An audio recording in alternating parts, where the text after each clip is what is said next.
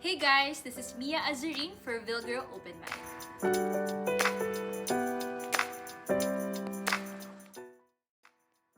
So hi everyone, so I'm AC. I'm the program manager for Villgro Philippines. Villgro Philippines is an incubator and an accelerator for social impact enterprises. So Loiz and I here are leading our climate vertical. We're involved in quite a few things such as biodiversity, plastics, affordable housing, and waste management. Hi everyone, I'm Loiz Estudillo. I'm Senior Program Associate for the Climate Vertical, and I work closely together with AC to implement the programs for our climate initiatives. So today we have Mia Azurin. She's a former fellow in Villgro Philippines back in 2021. She was a great team player and we've missed her ever since. Now she's a community program coordinator for Friends of Hope, and it's great to have her back in the office. Mia is a big voice in the climate action space, specifically for the youth, and her fresh perspective is both inspiring and insightful. In her role as a fellow in Villgro Philippines, Mia was deeply involved in the community, conducting digital events and activities, and was a key player in organizing the Waste for Waste Innovation Challenge and We Rise Impact Showcase. So everyone, let us welcome Mia. Thank you so much for joining us, Mia. So actually, I wanted to ask a question. And it's, I think, a nice crossover because when I came in, I was actually the one who handled Waste for Waste, post-program support, and it's nice to know that he started with that as well. I wanted to ask, like, what was your biggest takeaway from the space about waste management or plastics? Right, I think the biggest takeaway for me when I was helping manage that innovation challenge is that there are a lot of promising Filipino startup founders or aspiring founders that really want to be able to tackle the waste problem in the Philippines. Like, I think that for me was the biggest takeaway because it provided me with great exposure to the innovation challenge that there are people out there that are determined to solve these pressing problems, and I feel like startups or the startup scene is just one of the many solutions to be able to combat that plastic pollution problem. For example, because startup founders and aspiring founders are encouraged to be creative, right? They're able to are encouraged to think of more creative or innovative solutions to this plastic pollution problem. So I think that was really just more of just an inspiration for me when I was in that challenge. That there are so many talented Filipinos, so many ways on how we could tackle this waste problem. And being in a startup or launching your own startup is just one of the many solutions to being able to combat that problem together. Yeah, no, you're right, and I'd love to actually share a bit more after this on like where are they now, because I think it would be so surprising to see like they started as an innovation challenge and some of them are actually already expanding and growing, and I'd love to share more about their stories after this too, so that you know where they are now. But in your opinion, how is the Philippines doing in getting rid of plastics in the Philippines? What are your thoughts? I guess for me, we are headed towards the right direction, right? So as you may all know, the Philippines is one of the worst offenders of marine plastic pollution, right? And it's not something to be proud of, and I think a lot of it is because of our tingi-tingi culture or the sachet economy, right? Because a lot of the Filipinos today are living in low-income households.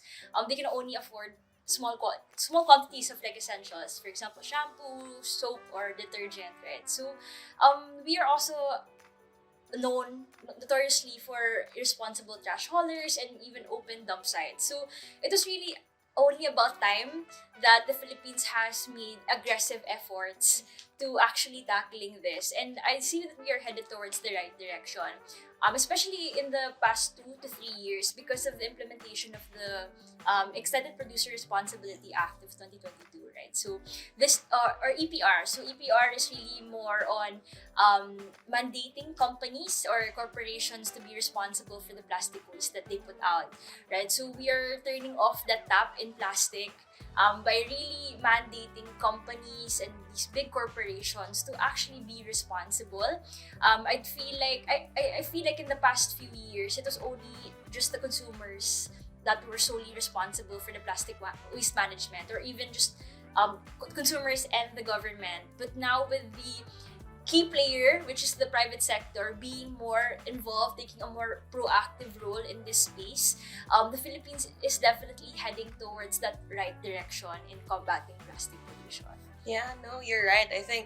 I remember a few years ago when people were becoming a bit more aware. It was always on the consumer, right? You shouldn't use this, and Maybe it's your actually fault. the pandemic that Yeah, actually I blasted think it. so Right. too. Like the past few years, it's actually been interesting to see the shift.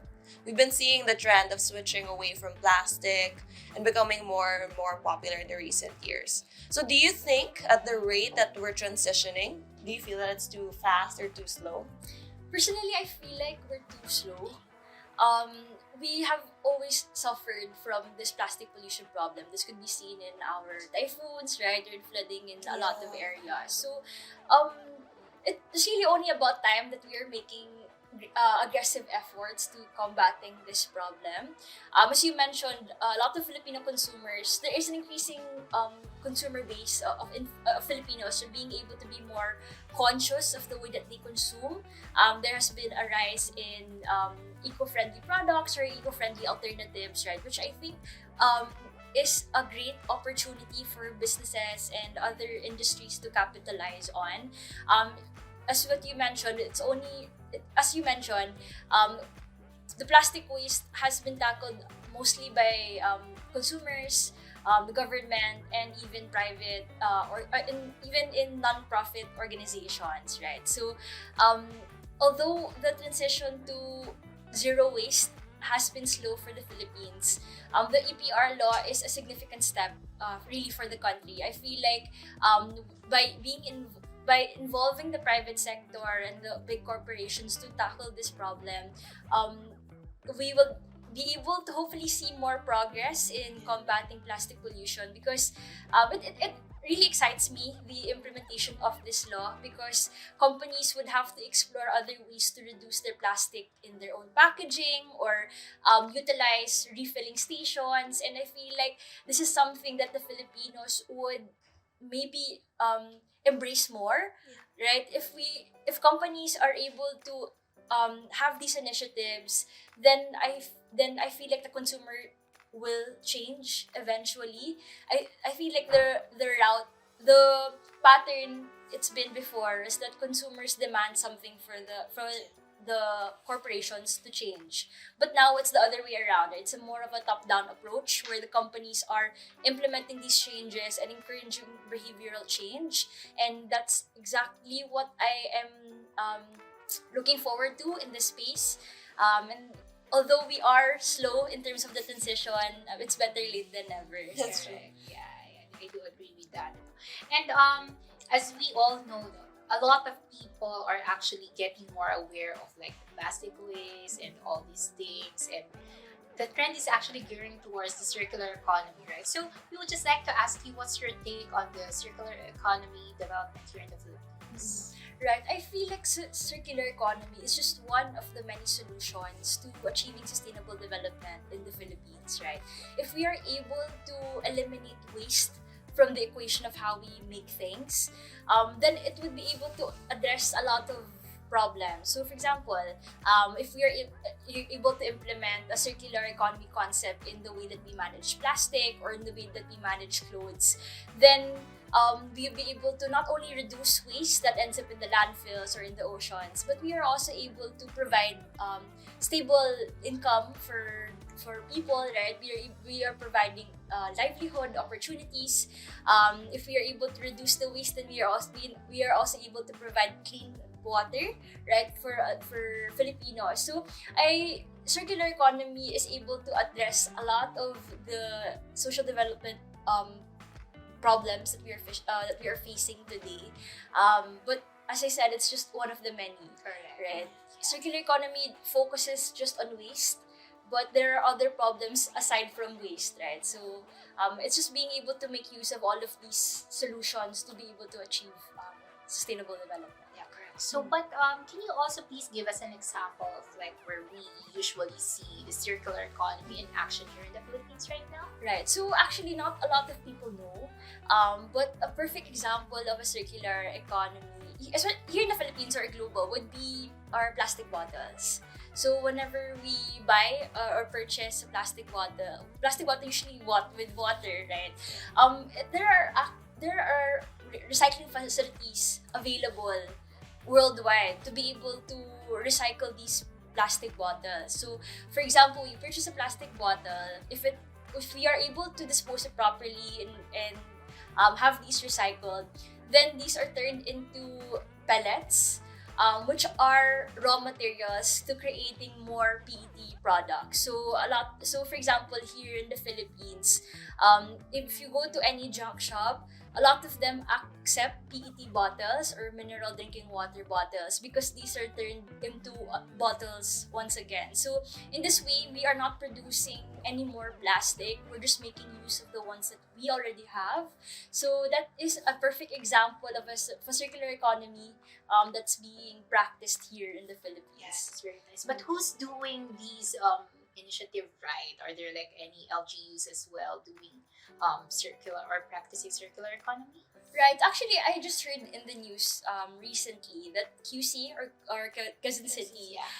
was able to implement or launch their own refill stations. So they've partnered up with sari-sari stores to offer refilling alternatives for detergent soap or for dishwashing liquid. So I am really looking forward to initiatives like that when you're able to encourage people to make use of the containers that they have at home to encourage refilling. I think that is an opportunity that we still are need to explore. As I mentioned earlier, because of the tingy culture, right? Filipinos can only afford small amounts or small quantities, and I feel like if not sachets, the refilling could be a great alternative that we can explore. We do have in our organization, we do have other LGU partners that have been being more proactive with the waste. So instead of aside from just plastic, they have been composting, for example, food waste that they get from households.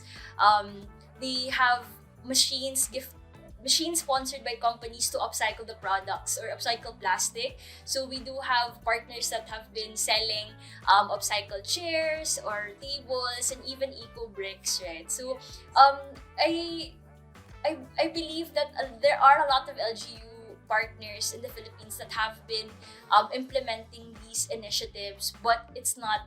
But I can't say for all. All LGUs, right? There's still a lack of infrastructure, still a lack of budget in the Philippines. So I think that's also something that the country also has to prioritize yung adequate budget to be able to actually put up these facilities and run them. Yeah, but it's actually really great to know about all these initiatives from the private companies and even LGUs that are really like taking us another step forward to a circular economy, right, Daisy? Yeah, and I do think that it's such a crucial piece. There's always been this misconception that climate-friendly products or services are more costly, but it's really sometimes not. And initiatives like the refilling stations do address that piece and removes that thingy culture. Right. I did want to ask, Eric, what are some sustainable development initiatives in the Philippines that you personally are excited about? Right. So I think I'd be biased because I'm more exposed and knowledgeable on the plastic waste space. So I think the one thing I'm most excited about would be the growing plastic credits space. So plastic credits basically is a certification given to companies, right, if they want to be able to recover or collect the same amount of plastic waste that they have been generating. So there are companies now that are offering and buying plastic credits, and I feel like this is more promising as compared to carbon credits. I know that carbon credits had a lot of issues, especially when it comes to greenwashing. But with the plastic credits, it's more concrete, right? Because you can see plastic, you can collect these. There's more traceability and more transparency as well on how these are recovered and how these are processed properly, right? So I'm really very excited to see how that would roll out. Actually, it is a growing space Yeah. in the Philippines and in nationwide, right? And it's not just companies being able to make big investments to purchase these credits, but it's also it translates to even providing incremental income to communities, right? Being able to recover a lot of waste that would most likely end up in the landfills or in the ocean. So that's one of the things that I'm really looking forward to seeing grow even more.